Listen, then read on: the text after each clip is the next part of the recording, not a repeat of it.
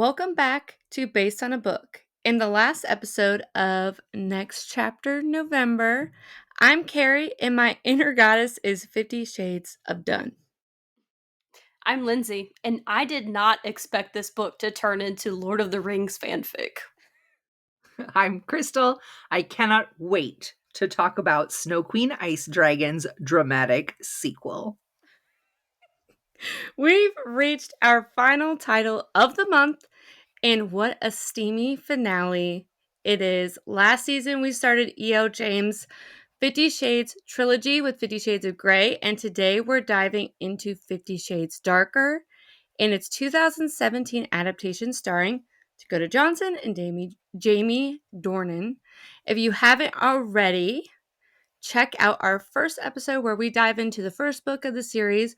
We'll be sharing our full thoughts and feelings in this episode, which will include some spoilers of the first book throughout the episode, including the mini recap that I'm about to read. Last season, we left off on a pretty big cliffhanger where after Anna agrees to some of Christian's terms in their new relationship, things take a turn and punishments go too far, leading Anna to skedaddle. Literally, the last scene is going down an elevator and leaving Christian, and that's where we left off. 50 Shades Darker is picking up right where we left off. Where we left off. Literally right where we left there. off. Where the sequel explores the complicated relationship between these two characters, exploring themes of trust, trauma, and emotional vulnerability as Anna and Christian attempt to rebuild their relationship while facing new challenges, secrets, and unexpected dangers. Before we get into breaking those down and whether the movie got it right or changed anything, let's talk book ratings. And both of you, this is the first time you've read this, right? First time you've read the sequel. Yes. Okay. So this is fresh ratings. This is a reread for me. So, and we have not talked about our feelings on this sequel whatsoever. We know how we felt about the first one. See that in the first episode of this series, but curious how you both think. I want to start with Lindsey. I knew you were going to start with me because I'm second guessing my rating now. I'm so excited. I'm so excited. So I rated this book 3 wontons. Okay. Okay. And I know I keep saying this, but there was literally so much going on in this story. Like, we had 5 subplots in this one book. So maybe if I was able to focus on one storyline a little bit more, I probably would have rated it a little higher. But yeah, I gave it a 3. Okay. Crystal? No, thank you. You better go. Okay, so the first book was so bad it was good. Because it was so bad it was enjoyable, and you knew it was going to be cheesy, and you knew it was kind of, off the wall. And I enjoyed it. I didn't rate it highly, but I did enjoy the read. This one just didn't hit for me at all. It was so bad, it was still bad. And I gave it 1.5 neckties because I'm honestly just sick of neckties at this point. Okay. Yeah. I just didn't find this as fun as the first one was. And really fun was to me, it's big redeeming quality, and it kind of isn't there in this one. Okay. So when I read this the first time, I've said this before, first episode, read this entire series. I was obsessed, loved it. And, because this was honestly, my very first introduction to erotica, spicy romance at the time. This is my very first time rereading it. Read a decent amount of spicy romance since then. I gave this, upon reread, 2.5 scoops of vanilla ice cream. Okay. This, I'm not going to lie, this was a pretty big disappointment. I'm not going to lie. I did not like this book. We've been talking all month long about how excited we were to Yeah, we really were. reread our books, all of these books, but like really this one was the one that we were the most excited about because we knew it was the most fun. Because Catching Fire is very heavy. Subtle Knife was really heavy, so we were like, okay, this is gonna be like pretty chill, like it's just gonna be something like a guilty pleasure type of read. And it didn't hit that for me, and I'm so mad because I really want that, so I'm like binge reading some really random other stuff, trying to get that fun read without the heavy, without the, dystopian anything happening. I got enough of that in reality. And I was so looking forward to this one taking me out of reality, and it didn't. It just didn't. I feel like right in the middle of both of you. Like there was like, I like all the extra stuff that was kind of going on in this one because the stuff between them was so freaking boring. Like the stuff between them wasn't good. So I kind of needed the million subplots that were happening. Their relationship development, like I noticed, was not that great. And we're going to get into the spoilery bits later and get more into it, but I just was hoping for a lot more, and I'm very disappointed. And hot take, I mean, maybe not a hot take because I'm pretty sure this is a very common opinion. It's not written very well. It's actually written extremely poorly. Like it's not very good. I haven't looked up any other reviews because legitimately I don't care what other people think about a book or whatever. It's either well written or it's not. But this might actually be a hot take. I think there's too many spicy scenes in this book. There's literally every other page for pages and pages and pages. Yeah. And not because like I love me some erotica. I love me some spice. But I feel like this was spice for no reason. It didn't add anything to their relationship. It didn't uncover anything new. There wasn't even like yearning and build up. It was just spicy scene after spicy scene after spicy scene, long drawn out spicy, like to the point where I kind of was bored with it. And that is not, I don't want to feel bored reading some of this spicy stuff. I want it to be fun and exciting. And I was fast forwarding through some of the parts of the audiobook and skipping pages in my physical copy because I was like, yep, okay, they're still doing it. Yep, okay, they're still doing it. Like, whatever. Can we get to the plot, please? Yeah. Any plot at all at this point? Yeah. I have like some theories about why that is, but I want to wait till we get to like our little spoilery section because I mean, that is the main purpose, our main part of this entire book is their sexual relationship. But I'm curious, what did you think, Lindsay? Did you think there were too many spicy scenes in it? There were too many. And then, not that the scene itself was inappropriate, but I felt like the timing was inappropriate. And I don't want to say too much because it'll spoil one of the subplots.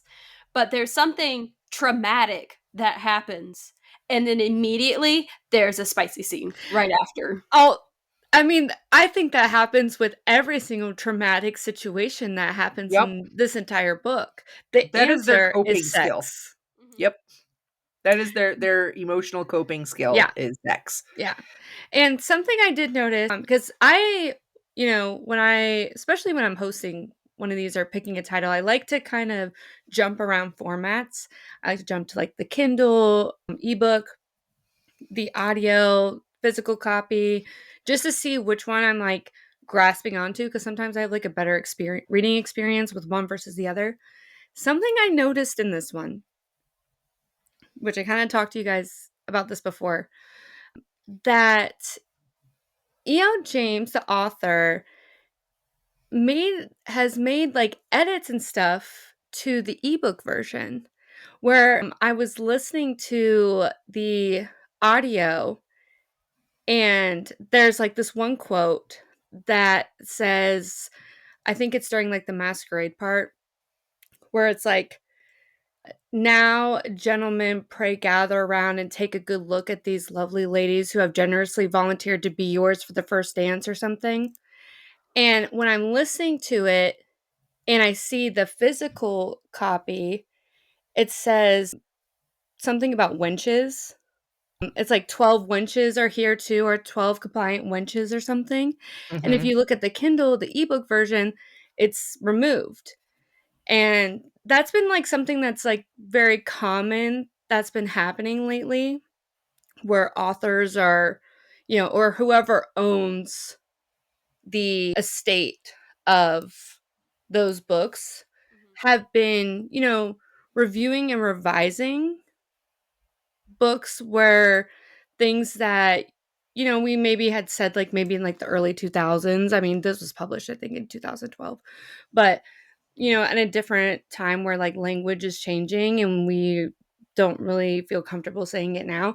But I was like, because I don't know if you guys noticed this, but like I feel like the word wenches was in here like 100 times in this book. It was. It was It in was. here so much, and like where Christian was like saying like just making a joke, like saying like make me food, wench, or something like that. And but this specific line was removed. And another one that's like coming to my head is like Roald Dahl revision like controversy, where like sensitivity readers were hired to remove a lot of stuff from his books. Lisa Kleypas has done this, removing a lot of things from her historical romances that may seem problematic now that were written before. And I'm curious what you both think of that, about removing content that you wrote before, but now you might just want to remove it now. I mean, I feel like I think it's a good thing to review and acknowledge where like times have changed. I have grown as a person. I see now that this is not what I meant for it to mean, or this was not the intent I had, or whatever it is. I think it's important to do that. Mhm. Um, and now we live in a publishing world where we have alpha readers, beta readers, arcs go out, and so you have multiple opportunities to edit and change and see how your material is going to be viewed, and make those changes before stuff goes to print, long before it goes to print. Where, 50 years ago, that wasn't really a thing. Like, yeah, you had your publishers and your editors read it, but you didn't necessarily have teams of beta readers. And so I can kind of see it. But there's also another part of me that's like, stand by what you said. Maybe send out a statement saying that, like, if I wrote this now, it wouldn't be quite like that, but don't change it. But also, I respect the shade. I don't know. It's a very gray area. There's 50 shades of them in this one, actually. Yeah. But I get it, but Mhm. also, and especially like if you're changing the storyline. If we're just changing a line here because it was said in jest, but it didn't have the impact you wanted, I guess fine, whatever. But if we're like changing, a character's personality, or something, that's a little bit different. Mhm. Yeah. Lindsay, what about you? What do you think? Yeah, I'm a little torn on it because clearly you're not going to be able to change all of it everywhere. Hmm. There's going to be remnants of it somewhere. But I think at least acknowledging that things have changed, we're growing as a society, and then going forward, progressing and getting better with what you're saying. I don't think you necessarily have to go back and change what you've written before, just change what you're writing now. Mhm. Yeah. I agree with that. I mean, I think, there's probably times where like you look back on like things that you wrote as an author before and that you may have thought was okay then, and then you look back now because you've grown up, you've encountered different things, and language changes. Things that were okay to say back then are definitely not okay to say now. And then you're like, "Oh, I'm cringing bad reading that line, and I'm just gonna remove that in the easier way that I can do that, the easiest way I can do that." And I totally get that. I mean, I think I don't see anything wrong with doing that. But yeah, I think what you said, Crystal, is you know, that's definitely pretty accurate where we have, like, I believe it's, like, there's much bigger teams now whenever you're, like, getting, I mean, we've got, like, sensitivity readers, we've got ARC readers, we've got, all much bigger teams that when publishing a book, and I think that's pretty cool. But yeah, so now we're going to get into the spoiler section of our episode. So from here on out, this is the spoiler zone for 50 Shades Darker and its film adaptation, where we will be discussing key plot points, character relationships, and major events in detail. Additionally, please note that this series includes mature themes. Very mature. Very mature. Probably the most mature that we cover on this podcast, including sexual content, BDSM, emotional manipulation, and trauma. Listener discretion is advised, especially for those who may find these topics triggering. First, I want to move kind of a little bit into the movie background. After the first movie was released in 2015, there was a lot of anticipation for this release. Even though like people like kind of like made fun of it a little bit, people wanted the sequel. Like, they were like, we need a sequel, you know? Hence why the sequel was in development quick. Literally hiring directors later that year for both sequels, 50 Shades Darker and 50 Shades Freed, to be shot back to back in 2016. I believe 50 Shades Freed got delayed, but that was like the ultimate goal, and everyone was on board with it. But the sequels did take a new direction as they changed directors, where this one was directed by James Foley. The original film's director, Sam Taylor Johnson, so the first director, chose not to return to the franchise, allegedly having a not so great relationship with the author, E.L. James.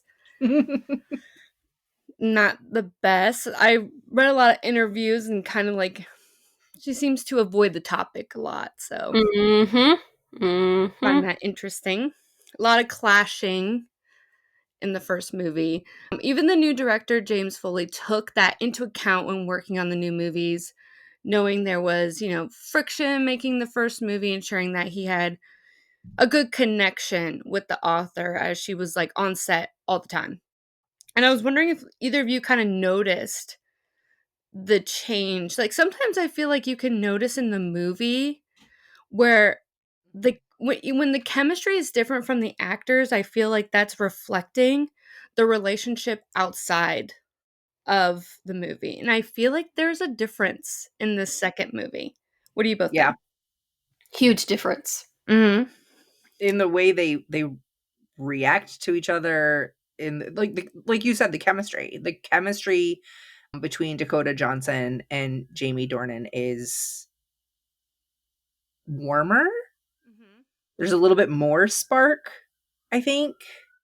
Yeah. There's a little bit more focus on one of the subplots. Mm-hmm. Yeah. Yeah. I totally agree with that. I think there seems to be a better relationship between the two. And not just because of how the plot is going. It just feels that way between the actors. Like, I can't Mhm. really describe Right. it. Like, I remember saying this in the first episode where I was like, this one feels, like, awkward, like, Jamie kind of feels goofy. Remember I kept saying that in the first one? He feels goofy in this first movie, but I remember in the second movie, he had a change of, like, attitude, it felt There's like. almost more confidence. Yes. Yeah. I And also read that he had more time to prepare for the role for the Mhm. second one. Like even physically, he was able to get in better shape, and I feel like he had more preparation time. Mhm. And he was showing that body, okay? Boy, wasn't he? Showing that he was in shape, okay? And they made sure to show that, and it was Sure did. great. Not mad about it. The film made some great revenue, but the reviews were terrible. The second movie, the reviews were terrible, even though it made a lot, which, doesn't really surprise me. it kind of like has the same result as the first one, but they're like, we're still gonna keep pushing. We don't Right. care. We're still going. And regarding their performances, receiving worst picture, worst actor, worst actress, and more at the Golden Raspberry Awards. But we did get a lot of nominations for the soundtrack, including Best Original Song with I Don't Want to Live Forever by Taylor Swift and Zayn. We got an iconic song out of that, so that's pretty great. But getting into the story, so with the book and the movie, we left off in the first one with a breakup, like I said. And this is Anna's first relationship. And she's sick over it. Like, she's sick. And she can't, like, honestly, this was like super relatable. Like, where you're so sick over a breakup that you can't even hear music and can't even listen to music. When she said that, I was like, I felt that. I know exactly like what that means and what that is. Where like, I don't even want to hear a song. Like, I can't even hear a song. Like, it It, hurts me. for me, it was when she realized after like days that she hadn't gotten any phone calls or messages from anyone, but she didn't realize it for days. Mm-hmm. That hit for me. Bad breakup, and you just turn inward so much you don't even realize you've cut yourself off from everyone. Mm-hmm. Like, she's not eating, she's not taking care of herself. Like, we know what kind of state that she's in. And like I said, this is our first like relationship, and like what a freaking insane relationship to start off with. Like, damn. Jump Okay. right into the deep end. Yeah. So she's going through it right now. But very quickly, right off the bat into this book, Anna and Christian are meeting. She Okay. has no, she doesn't stand up to it at all. She's like, yeah, okay. I knowing that this was Twilight fanfic originally, in my mind, I'm like, okay, second book, they're going to be apart a lot. She's going to go through it. They were apart for 5 days. 5 days and they got She's back like this. together. She's like this. It's a possibility. Like, and let me tell you, 5 days and they were both like, my whole world fell apart and I love, like, it's less than a week, folks. Calm Mhm. down. And Calm he's like down. sending her flowers and stuff. Like, he's was kind of like being like, I'm still here. Yeah. And then his whole like, I'm just trying to, if you need a ride, because I know you might need a ride. Like, come on. You're trying to get her back. We all know it. Don't play Mhm. that I'm just being nice crap. Yeah. And they are meeting immediately, and he's like, I want you back and want to renegotiate terms. Because, they had like their whole contract in the first one, and, we all know that went to absolute crap. And there's At the art exhibit, is she wearing the same dress that she wore in the first movie when they first negotiated the contract? I thought that too. Oh, Is I that the don't same know. dress? Maybe. Possibly. I thought it was, but I wasn't Yeah. certain on that.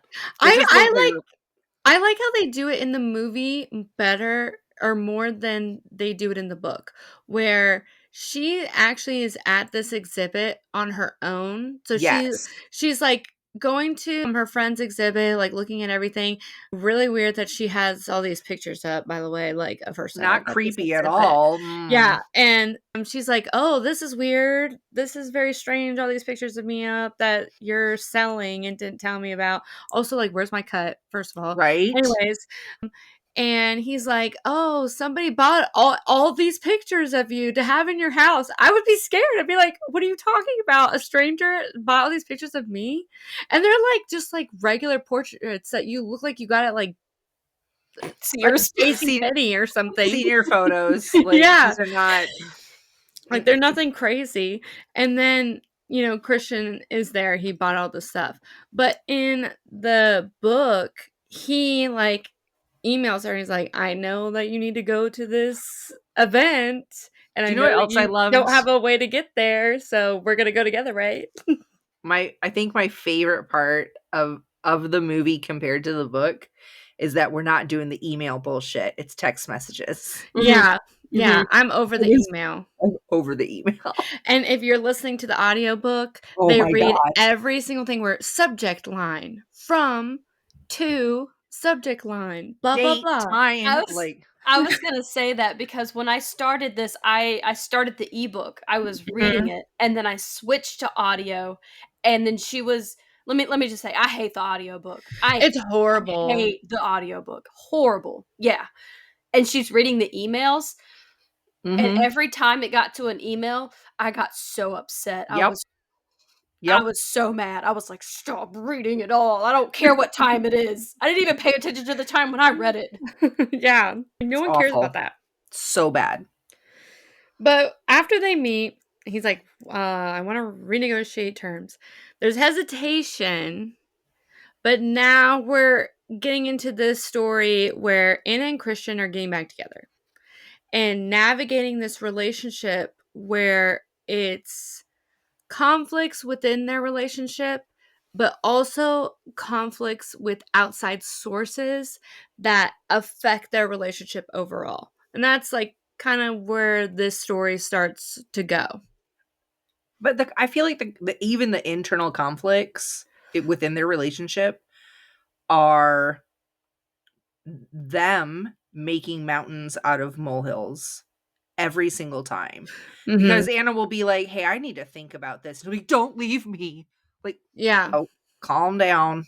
Calm Mm-hmm. down. I did forget one of like the biggest icks right at the beginning is when she is at the art show and Christian is there.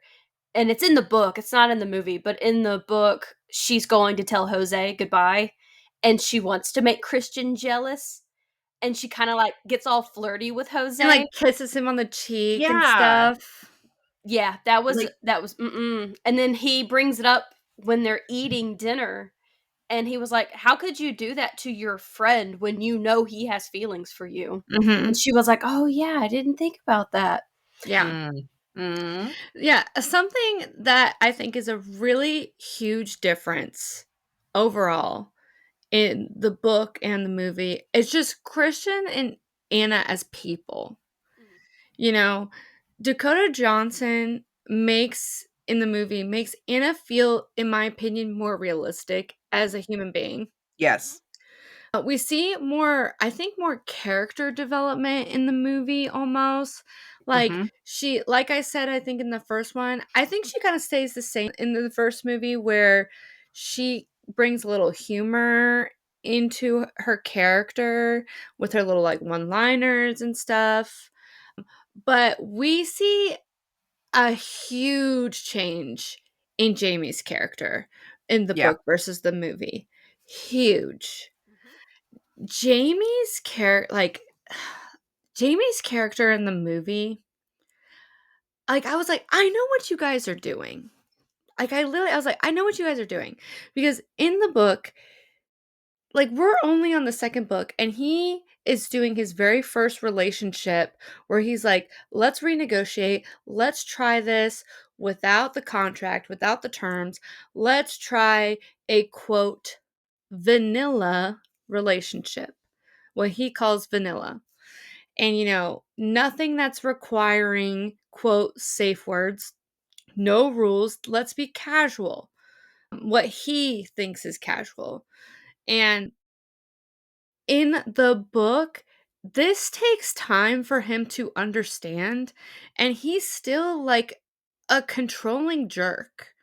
And he's still doing a lot of things that is like what he would do in the first book. Yeah. In the movie, he almost appears to be doing almost a 180. Hmm. Like he's doing like a 150, okay? Like he is almost doing a 180. He still has his controlling tendencies, but he's like all of a sudden a changed man, it feels like, where it's almost like it's unrealistic compared to the book. And I also noticed like his character, like they're making him seem more approachable in the movie, Hmm. where they're giving him scruff, where he has scruff the entire movie. He's not clean shaven. He's kind of looking like a little worn almost. He doesn't wear his suits all the time. He looks more casual and fun, I you think know. the scruff was Jamie's decision. Yeah, and it's having an effect though. It's like having an effect on his character overall. I mean, what do you guys think? Do you agree, disagree? No, I agree. they're very different. In the book, I was so sick and tired of him constantly like, don't leave me, or Anna would do something and she would be like, what's your problem? Well, you left me once, and it's like super childish. And it is brought up in the book that like he's never had to have this kind of relationship before, so he is like a child in this. It was really freaking annoying.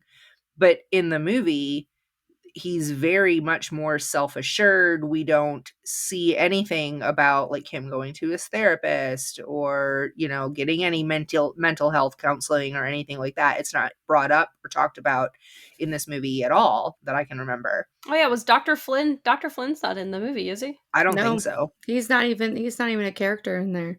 Yeah, and so like we see a man who almost doesn't need any sort of mental health counseling, or you know what I mean, versus in the book where he is definitely in counseling. Yeah.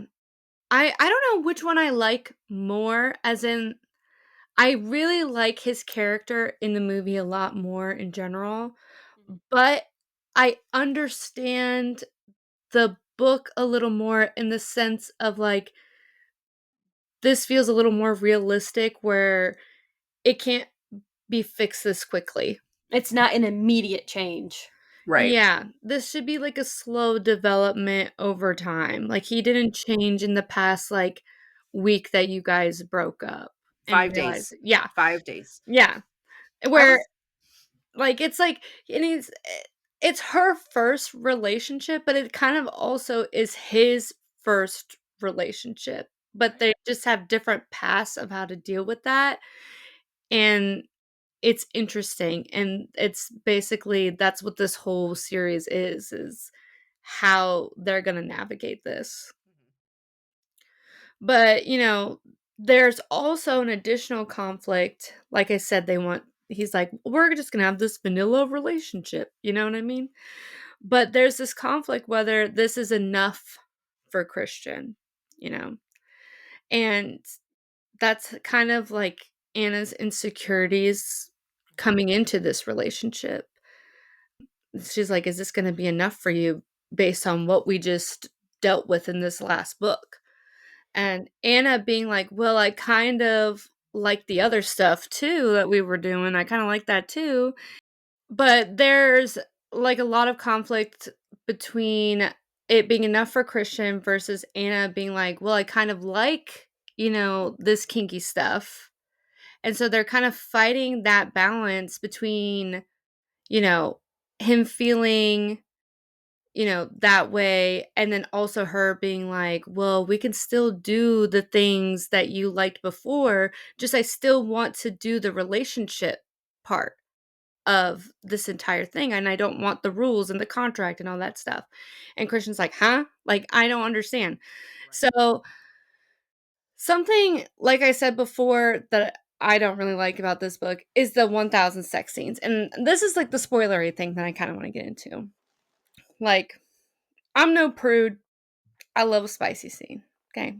The three of us love a spicy scene. We be reading our spicy romance books. Mhm. But in this book, solving every issue with a sex scene is exhausting. Okay. Like I'm exhausted. Like I know y'all are exhausted. I'm exhausted. Mm-hmm. Anna and Mm-hmm. Christian's gotta be exhausted. I also want to talk about like Anna was a virgin when we met her in the first book. This is her first sexual relationship. It's been her only sexual relationship to Mm-hmm. date. And they be having sex so many times a day. I don't think I don't I mean, maybe I am more vanilla than I thought I was, because I'm over here like, "Nah, you gotta draw the line somewhere. Your body can't do that. You said wrap it up. Your body can't do that, you know? Especially, like, Yeah. fresh in it. Like, she's fresh in it. They've Mm-hmm. been in this relationship with each other total, what, 2 months now? Mm-hmm. You know? Yeah, I think that when I'm reading these spicy romance books a lot, where I'm like, "Oh, aren't you tired?" I'm saying. And this is exceptionally, like, they had breakfast before they got, or they had sex before they got out of bed and had breakfast, and then they had sex after breakfast, and then they got ready to go out for lunch, but they had sex before they got ready, and then they were having like foreplay, weird spicy stuff during lunch while no one was looking and under the you know what I mean? Like, it was just like constant. It was constant. And I'm thinking, like, your body must be raw right now. Raw. Because legit, we don't, I mean, I can't, I just can't imagine constant all day long, every single day, Yeah, it's a over and full-time over and job at this over. point. Yeah. No, It's absolutely wild not. to me. And people could say, like, this is what I was kinda talking about earlier. It's like, I think people wanna say that the reason why there's so many sex scenes is it's because, like, that's Christian's character, and maybe that's part of the development in his character is that he thinks he needs to solve every issue with sex.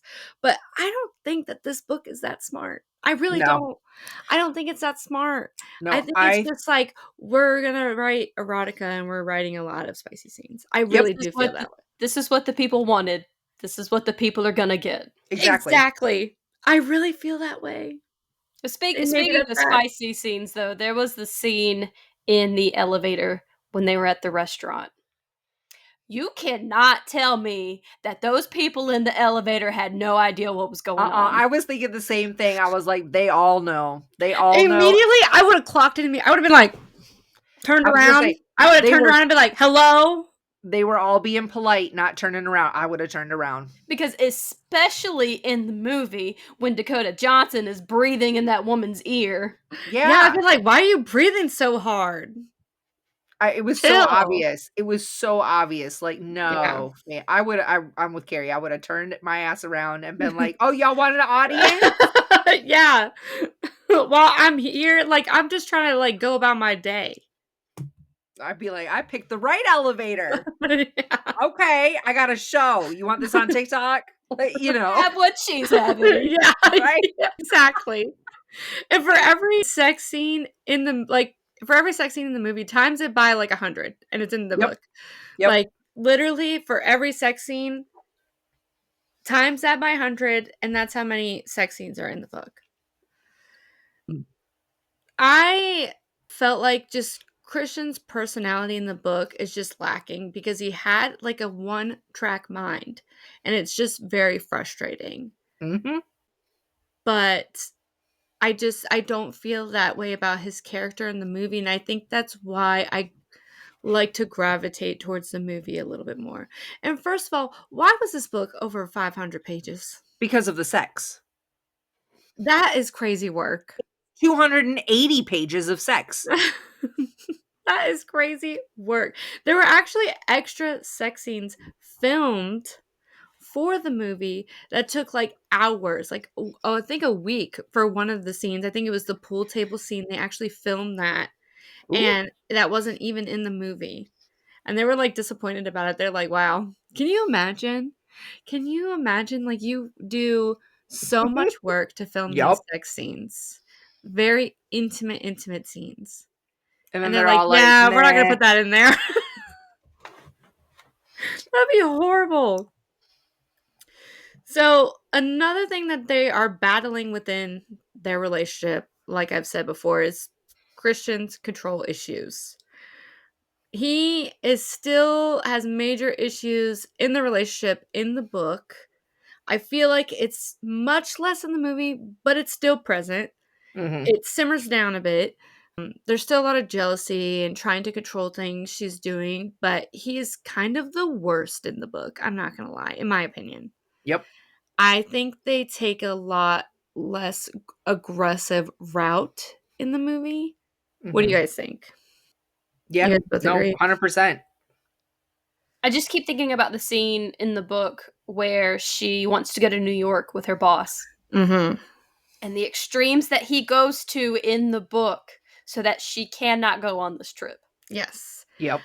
Buying the company that she works at. Mhm. I Pretty mean, extreme. Yeah, pretty extreme. And he does that in the book and the movie. And he, claiming that he's wanting to get into publishing, but we all know why he's buying the company. Yeah, jealousy of going to New York. They kept it in the movie, knowing her bank account information based on the background check he did on her when she was submissive whenever he first found her. I mean, knowing her bank account information and be like, transfer $24,000 into her account. I mean, I don't know why she kept arguing about I it. wouldn't be that mad about that. But I don't know if I like someone having my bank account information that shouldn't be having it, but I'm also not upset $24,000 going into my bank account. So there is that. Also, something that is not in the movie that is in the book. We don't have any like contraception conversations in the movie. And honestly, any conversation surrounding his controlling nature over birth control that's in the book. There's a lot of conversations about him, forcing her to be on birth control in the book. And they don't even talk about, any type of protection in the movie or even kind of insinuate it whatsoever, which I think is interesting. But like I've said before, there are a lot of outside forces that come into affect their relationship. And like Lindsay said, the plot, we got a lot of subplots going on. Okay. Some major plot points in both the book and the movie. I like that they keep all three of these major things in here in the movie. But it's kind of making the story turn a little sinister, a little domestic thriller like, if you will. Even with the point of like Christian going missing in his helicopter for a little bit. Lindsay's like, that's the subplot that just like sent me over. I cannot believe that this subplot was in the book. I love a thriller. So, Little knows too. She was upset too. I was listening to the audiobook. She heard it. Yeah. It She's was like, what is so out of place. Like, it just was shocking because this is not something that it felt like it didn't fit within the story. I think it's gonna come up I mean, I can the tell, third one. yeah. I can tell what's going on, but at the same time, it was just like, wait, like, helicopter crash, where okay. Yeah. I mean, you had no hints until the very end as to why it happened or how it happened. Like, Right. you can kind of tell when he's talking to his dad, and his dad's like, "Wait, both engines? How is that possible? Is that a thing?" And you're like, he's questioning it. Right. That's a red flag. There's something Yeah. going on. And then, it's confirmed at the very end. Right. I love when these romance series like go so freaking unhinged because when you have like a romance series following one relationship, it can get kind of boring where when you don't have outside forces trying to like affect things. And Right. it almost like a lot of the time will get like a suspense plot thrown in there to make it go on like a roller coaster, and it always cracks me up when this kind of stuff happens. But another little subplot we got going on is Layla. Layla is a former submissive of Christians who becomes basically like a stalker in this story after her husband dies in a car crash and becomes obsessed with Christian and Anna's relationship. She wanted more from Christian at the time that they were together, and apparently he didn't. So she's upset of what Christian and Anna now currently have because she's seeing it in the public and all this stuff and is unable to move on from that. And Christian describes her as being very emotionally unstable, but is kind of hiding it from Anna and trying to take care of it on the side to not worry her about it. He has I mean he kind of has like good intentions, I guess, of wanting to get her help without involving like any type of authorities or anything like that. But the movie makes it a little more creepy. Yeah. by, like, sprinkling her in more of this lady, like, randomly watching her, like, right off the bat, right when the movie starts, Yep. there's, like, she's, like, riding the bus, like, thinking of Christian, sad, lonely, depressed, and Dramatic. there's a Possibility. yeah, yeah, That was and the there's moment. a lady jump scare, there's a lady behind her staring at her, and, like, it's kinda, like, getting this weird, like, suspense thing happening in here. But it brings out more of, Christian's controlling vibes Mhm. again because he's freaking out about her safety, especially when Layla is out here breaking into his place in the book. This doesn't happen in the movie. I think she actually breaks into Anna's place. Mhm. Like, she kinda sees her for a second or something, but she thinks it's like a dream maybe. Yeah, Right. when they're sleeping. But in the book, she actually ends up breaking into his place. Something that actually made me laugh in the book, because honestly, this would be me. Okay. The whole entire part where he is like freaking out, right? Because, Anna she saw her break into the place, and like he's trying to get her out of the apartment, and they're trying to hurry up and leave, and notice, the car is completely demolished, and they think that it's because of like Layla and stuff. And it's like, how would she know it's my car? And he's like, because I used to always buy like my submissives the same car. And then like literally everything is going to crap, and like he's thinking your life is on the line, and like they're trying to hurry up like because there's like a intruder in the house, and she's like literally like, do you even love me? Do you even like me? I mean, Like, but they we do were this, but do you even like me? right. Like, dude, we got other crap going on right now. I will say they worked it into the book a lot more, that like he kept treating her like he treated all his submissives, like the same, taking Mhm. her to the same salon, having the same personal shopper looking for clothes for them, like putting her in the same room, all her stuff in the same room, buying her the same kind of car, the same kind of phone. Like it's like he has a way that he's always dealt with women, Mhm. and he doesn't know any other way, and she's like, I thought you said I was different, so why do you keep treating me the same, you Yeah. know? Mhm. And that was definitely super present in the book and not at all in the movie, Yeah. really. I think the only thing it really touched on that I noticed was whenever he was explaining he finally reveals about the Layla situation and shows her like a background check on her, and she's like, "Is there one on me?" Right. And like he shows her the background check on her, and she's kind of like clicking that how it feels like she's just like Right. the everyone else that he's been with, and she doesn't like that. I do want to say, I think the most unrealistic part of this movie is the fact that she had that iPhone and it wasn't in a case. Right?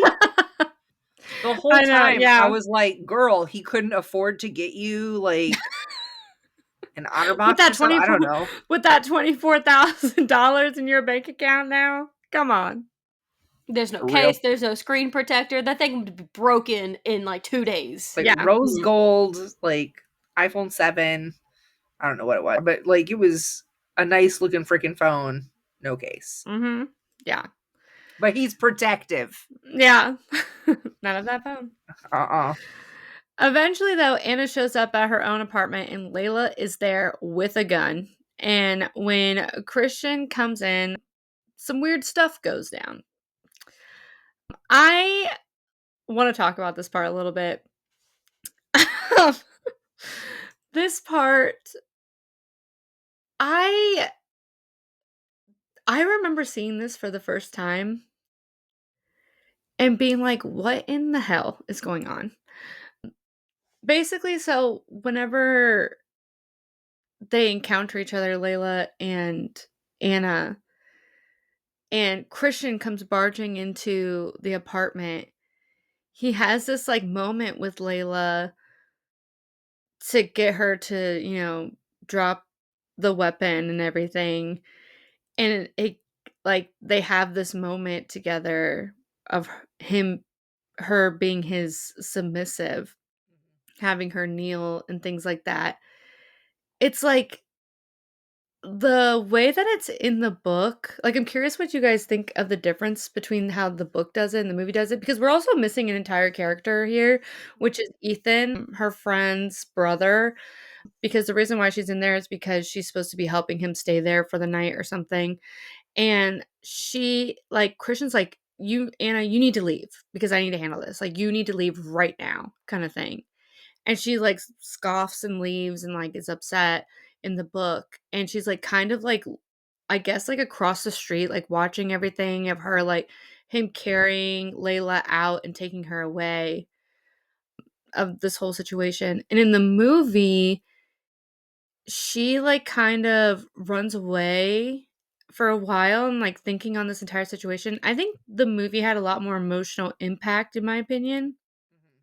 Where Dakota's like, her playing Anna, she looks fucking horrified Mhm. seeing the Well, situation go down. in the movie too, though, Layla does fire the gun. That part, it scared me. I actually jumped. And I don't know, I've never been shot at, but I'm pretty sure that would have messed me up hard. Mhm. Mhm. You know, in the book, Layla never fires the gun Mhm. and doesn't even really, I don't think she even really points it at Anna. She just has it out Mhm. and is actually talking to Anna. They're having a weird, very stunted where Anna is kind of like being tender-footed and just, like, do you want a cup of tea? I'm going to make some tea. And Layla is doing the whole, like, master lets you call him by his name. It's very Yeah. weird and awkward, and you can tell that, but it's not as escalated as it was in the movie. Mhm. And so for Anna to, like, leave and go across the street and have some drinks with Ethan kind of seemed okay in the book considering what just happened. But in Mhm. the movie, I think you're right. It was way more dramatic, and I think Dakota Johnson really pulled this off as, like, shocked. She was literally shell shocked in that Mhm. moment. Yeah. Yeah. What about you, Lindsay? What did you think? I felt really torn on the book having Christian bathe her and then dress her in Anna's clothes. Yeah. I Mhm. I felt like that was pretty weird. Yeah, I agree. That part, and after that entire scene happens, Anna runs away and she's like freaking out. Christian's freaking out because he's like, "Where is she? Where is she?" Because she was supposed to go back to his place and she didn't. And because she's like going through where she just saw someone that was, you know, I mean, this person is, like I said, emotionally, unstable, like going through something right now. And she saw something that she never encountered with her relationship with Christian. And that was like what that relationship was Mhm. with that person, with her calling him master and things like that. And I think that kind of freaked her out, where it's like, oh, this is something that he had before, and I can never give that to him. I will never get there. Right. That is not me. And she has this moment of that, and she gets back to his place, and she's like, I don't even know what to say or what to do. Like, I can't ever move on. Like, I can't be in this type of relationship with you. And they kind of have like this like breakthrough moment during this part where like Christian like kneels in front of Anna and lets her touch him on the chest where he doesn't like to be touched, and because of like his past trauma and abuse. And we also find out a big reveal because you notice that all the women that he's with look the same too. We also find out a reveal of like it's because of his mother. They all look like his mother. And there's like a lot of breakthroughs within their relationship after that moment. So that's like a really big conflict that happens in the book and the movie. Another one is Jack. Gosh, Jack Hyde, who is Anna's boss at the company that now Christian owns and is a creep. Christian suspected he was a creep and was totally right. Honestly, I was cracking up whenever they meet at a bar and Jack calls Christian Chris in the movie. And he's like livid. He's like fuming. That was hilarious. But eventually, like later on in the movie and in the book, Jack assaults Anna. And Christian is like, oh, hell no. He's like, oh, hell no. And like gets Jack fired. But, he ain't going anywhere yet. We'll see him again. We also have another outside force. I'm rolling my eyes. Another one. And it's Mrs. Robinson. I can't stand this lady. Mrs. Robinson, played by Kim Basinger. I'm curious what you guys think of the actress. Okay, listen, I love Kim Basinger. She is like, Basinger, sorry. Well, that's just it. She's kind of from my generation, like in before even. Mm-hmm. And she's amazing and she's beautiful. She's freaking gorgeous. I think she sucked. And I'm really sad about it. They were very excited to get her for this part and in this movie. Yeah. In the series in general. And I think she's terrible in this movie. I'm not going to lie. She's not at all what Lindsay? I pictured. I thought it was just because I didn't like the character. No, I mean, like, I mean, don't get me wrong. I like an evil character, like a character you want to hate in the story. She didn't like pull off the like powerful alpha female that Mrs. Robinson is in the book. She's this like, businesswoman, like fully together, friends of the family for a long time. So like in the business world, in the wealthy world. Mm-hmm. And like, she didn't even like legit. Okay. You own a salon and your hair looks like that. What were you wearing to this ball that you showed up at? Because that was like, it was a masquerade ball. And I don't know what she was wearing, but it looked like the cheapest business suit I've ever seen. It was just like, I was like, who is this character? Yeah. And she was soft spoken and quiet. And I'm like, that's not Elena. I don't know who that is. That's Kim Basinger. She played herself. Yeah. I do think that sometimes when she's soft spoken, I feel like that could be Elena because she kind of feels like she's like talking down to people. Maybe. If that makes sense. But I don't think that this actress did that well whatsoever. I'm not going to lie. I do not like her in this in this role. I don't think she does this very well. I was shook because like Kim Basinger is like sex goddess, hottest woman ever, was for the longest time. Like that's what she's been known for. And so it seems like she would have been perfect for this. And then wasn't. Basically, Mrs. Robinson's character just keeps putting her nose in this relationship, and she does not belong there. Okay, and Anna's not having it, calling her a child abuser any chance that she gets, being disgusted by her because that's exactly what she is. And in this story, Christian is very protective of her, very protective of Mrs. Robinson. More so in the book. We have a lot more of him being very protective of her in the book. And it's, something that only his therapist can handle and understand.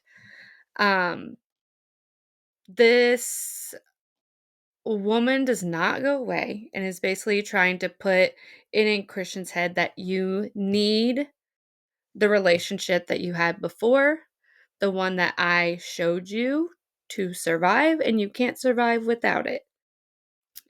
The part where he takes her to her salon, takes Anna to Miss Robinson's salon, I almost threw up. Like, How dare I he? almost threw up. I think I threw up in my How mouth. how dare he? That was just obvious. He's so stupid. I He's so know. stupid. Like, he really thought he thought and he said, "This is a brilliant idea. I got a great idea up here." I can't with this man. It was horrible. Horrible.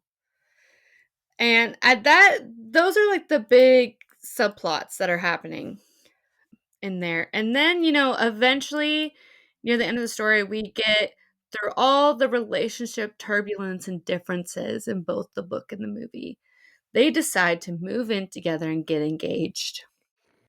And Mrs. Yeah. Robinson was not having that and had something to say about it.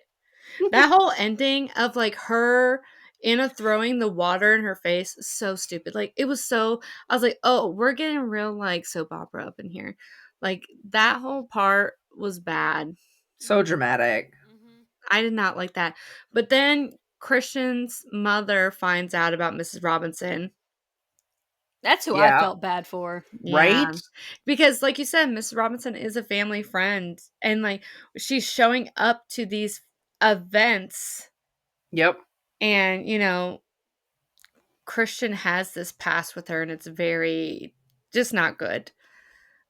But other big book and movie differences that like I said before, we don't have entire characters like Dr. Flint, Christian's therapist. There was a lot of different things involving his therapist. Like even Anna and Christian going to a session together Mhm. to see his therapist. Kate's brother, Ethan. There's also a moment at the end of the book where Kate finds out about everything and finds the NDA contract that was Mhm. originally signed in the first book in like a pocket of a jacket and like freaks out at Christian over it. That scene was kind of crazy. We don't really get a lot of her friends in the No. second movie. It's very focused on these random crazy situations that are happening in their relationship. And this whole book, this whole time frame is approximately 3 weeks Mhm. because Anna's friend roommate is gone for like 2 weeks Yeah. and comes back and is back for a couple of days, and then we have the like party or whatever at the end. Mhm. So it's only like this window of all of this going on is only like 3 weeks. Yeah. So they've And been dating for a total of like 3 months now with a yeah. 5-day break. Mhm. Yeah. Wrap it up. Yeah, Wrap it up. that's it. And and they do wrap it up. They get engaged and then we get this moment of like somebody standing off to the side in the dark and it's It's I just Jack. lost his name. Okay, yeah, Jack. Jack. Did we talk about Christian buying a house? Oh yeah, he buys a house. Yeah. Yeah, he does. He 'Cause does. why Like not? yeah, why not? He They bought a they have these company, yeah. They you do know. have these, like, little, like, moments throughout where they're doing also, like, little relationship things and stuff like that. I think their chemistry is just so much better in the second movie compared to the first movie. The whole time I'm like, "Why are you both so hot?" They're really, like, really attractive people Yeah. together. Like, honestly, when it started out and they first, like, were together, I was just like, "Oh my god, these 2 are so attractive together." It's insane.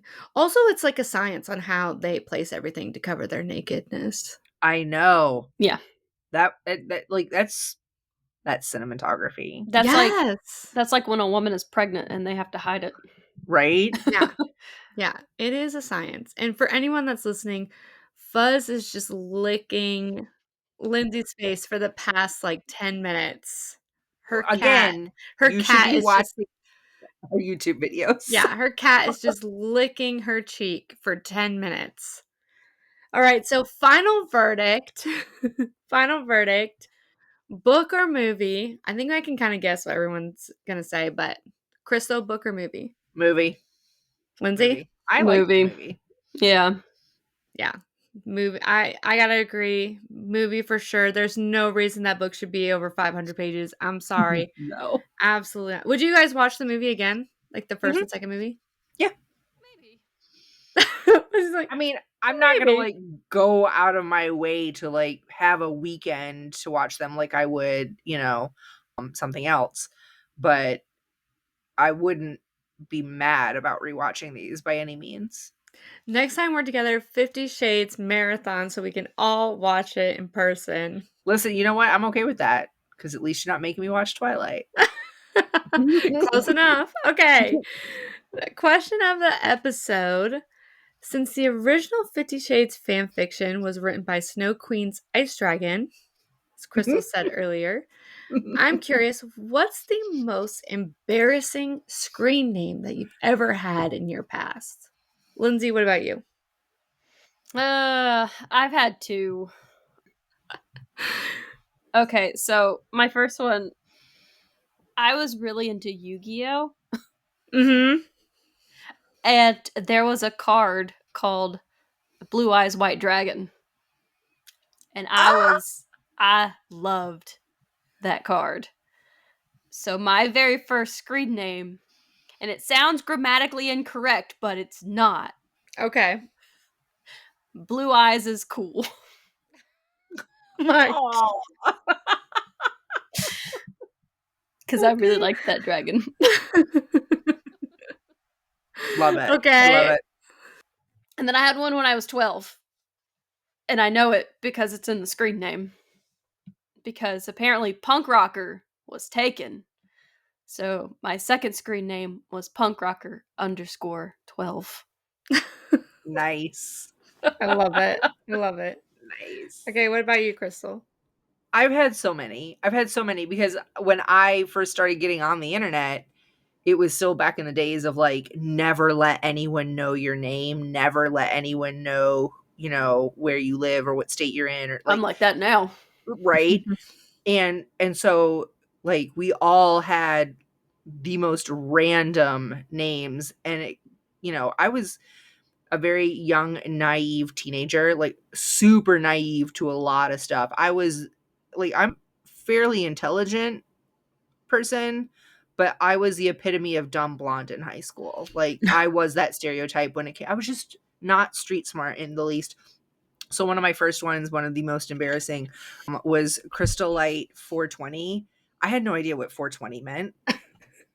So I was just like, oh, Crystal Light is taken. And my friend was like, put 420 at the end. And I was like, oh, okay. I have no idea what it meant.